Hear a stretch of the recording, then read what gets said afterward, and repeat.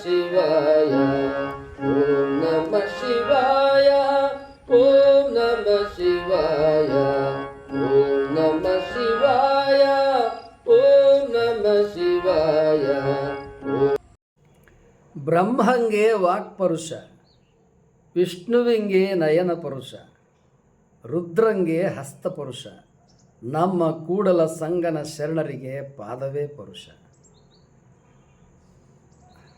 ಬಸವಣ್ಣನವರ ವಚನ ವ್ಯಾಖ್ಯಾನ 492. ಪರುಷ ಅಂತ ಹೇಳಿದರೆ ಇದೆಲ್ಲ ಕವಿ ಸಮಯ. ಪರುಷ ಎಂಬುದಾಗಿ ಹೇಳಿದರೆ ಅದು ಯಾವ ಲೋಹವನ್ನೇ ಮುಟ್ಟಿದರೂ ಕೂಡ ಅದು ಬಂಗಾರ ಆಗ್ತದೆ, ಸುವರ್ಣ ಆಗ್ತದೆ. ಅದನ್ನು ಪರುಷ.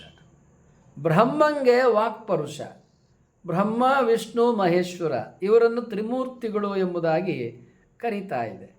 ಈ ತ್ರಿಮೂರ್ತಿ ಇವೆಲ್ಲ ಪುರಾಣದ ಪರಿಕಲ್ಪನೆ. ಮೊದಲು ವಚನ ಏನಿದೆ ಅದನ್ನು ಮೊದಲು ತಿಳ್ಕೊಳ್ಳೋಣ. ಬ್ರಹ್ಮಂಗೆ ವಾಕ್ಪರುಷ, ವಾಕ್ ಅಂದ್ರೇನು? ನಾಲಿಗೆ, ಮಾತು. ಅವನು ಜ್ಞಾನಿ, ಅದಕ್ಕೆ ಬ್ರಹ್ಮಜ್ಞಾನಿ ಅಂತ ಹೇಳೋದು.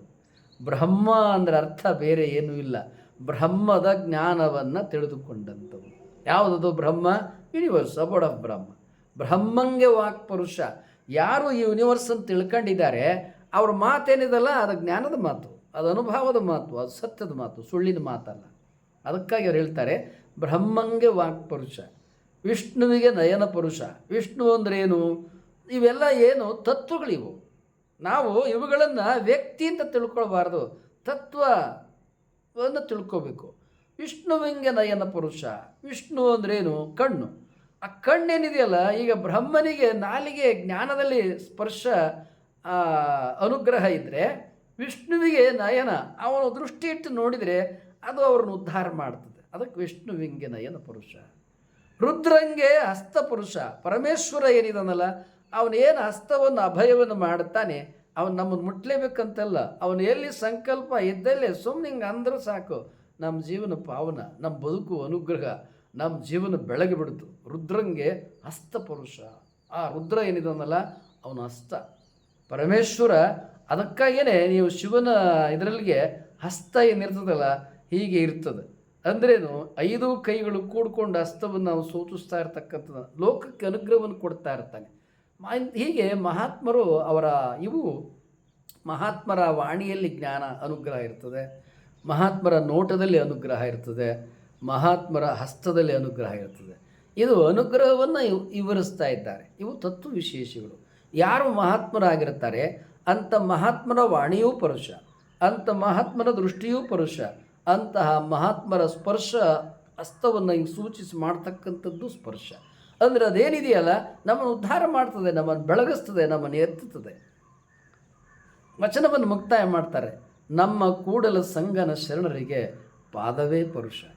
ಅದಕ್ಕಾಗಿ ಮಹಾತ್ಮರು ಪಾದಗಳಿಗೆ ಯಾಕೆ ಜನರು ನಮಸ್ಕಾರ ಮಾಡ್ತಾರೆ ಗುರುಗಳಿಗೆ ಅಂತ ಹೇಳಿದರೆ, ಆ ಗುರುವಿಗೆ ಹಣೆಮಣಿದು ದೀರ್ಘದಂಡ ನಮಸ್ಕಾರವನ್ನು ಮಾಡಿದಂಥ ಸಂದರ್ಭದೊಳಗೆ ನಮ್ಮ ಪಾಪವೆಲ್ಲವೂ ಹೋಗ್ತದೆ, ನಾವು ಉದ್ಧಾರವಾಗ್ತೀವಿ, ನಮ್ಗೆ ಅನುಗ್ರಹ ಮಾಡ್ತಾರೆ, ಅವ್ರ ಬೆಳಕು ಬರ್ತದೆ, ಅವರ ಆಶೀರ್ವಾದ ಬರ್ತದೆ.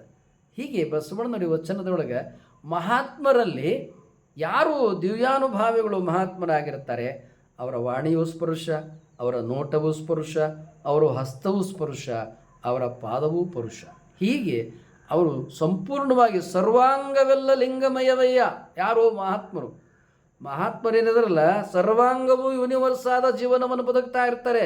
ಆ ಯೂನಿವರ್ಸ್ಗೆ ನಾವು ಹಣೆ ಮಾಡಿದ ನಮಸ್ಕಾರ ಮಾಡಿದಂಥ ಸಂದರ್ಭದೊಳಗೆ ಅವರು ಮನುಷ್ಯ ರೂಪದಲ್ಲಿ ಸುಳಿತಾ ಇರ್ತಾರೆ. ಆದರೆ ನಿಶ್ಚಿತದಲ್ಲಿ ಅವರು ಗುರುಗಳೇನಿದಾರಲ್ಲ ಅವರು ಮಹಾತ್ಮರು, ಅವರೇ ಯೂನಿವರ್ಸ್, ಅವರೇ ಅಬೋರ್ಡ್ ಆಫ್ ಬ್ರಹ್ಮ, ಅವರೇ ಪರವಸ್ತು. ಇಂಥ ಪರವಸ್ತಿನ ಅನುಗ್ರಹವನ್ನು ಪಡ್ಕೊಂಡಂಥವರೇ ಮಹಾತ್ಮರು, ಅವರೇ ಶಿವಶರಣರು.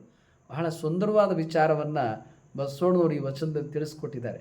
ಆದ್ದರಿಂದಲೇ ಮಹಾತ್ಮರ ವಚನಗಳನ್ನು, ಅವರ ವಾಣಿಯನ್ನು, ಅವರನ್ನು ಅಧ್ಯಯನ ಮಾಡಿದರೆ ನಮ್ಮ ಜೀವನ ಬೆಳಗ್ತದೆ. ವಿಜಯ TV 12 ಬಸವಣ್ಣನವರ ವಚನ ವ್ಯಾಖ್ಯಾನ 492.